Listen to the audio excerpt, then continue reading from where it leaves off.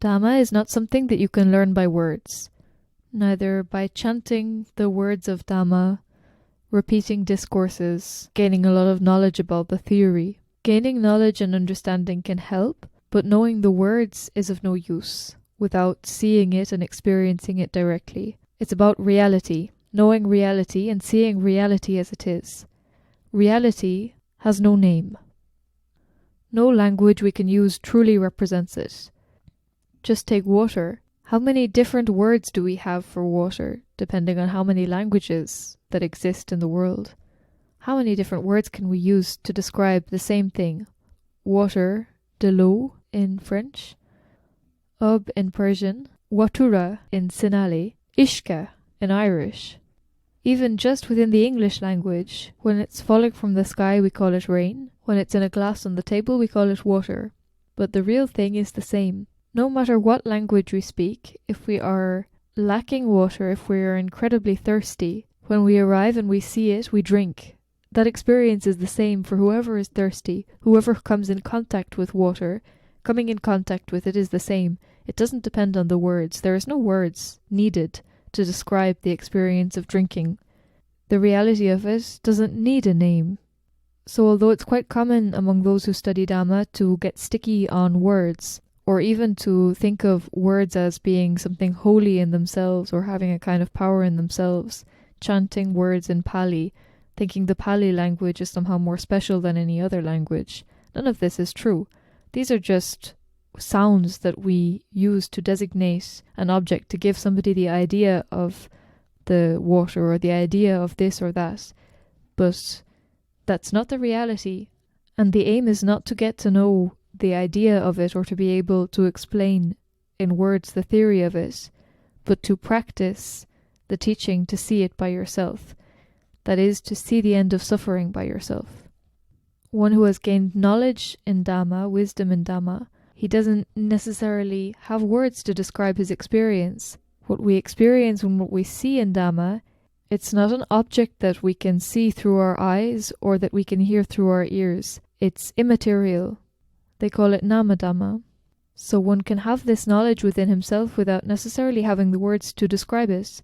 There's no need to go and study and learn a lot of words, a lot of texts, in order to be able to see Dhamma. You just need to understand properly one. Practice removing what is unwholesome, what is wrong, and practicing what is right. Acting with awareness, renunciation, compassion, as opposed to unawareness, not knowing, greed, and anger or aversion. That's the practice. And one who actually does this, he doesn't need to have read the whole Tipitaka or to memorize it or to be able to chant it. And yet if you ask him questions, he will be able to answer. He has the wisdom within himself because he sees it in himself. The Dhamma that the Buddha found, where did he find it? He found it within himself. Nowhere else. He didn't read it in any textbook. He didn't learn it from somebody else. He found it within himself. And the same is true for us. It also exists within us, within all of us.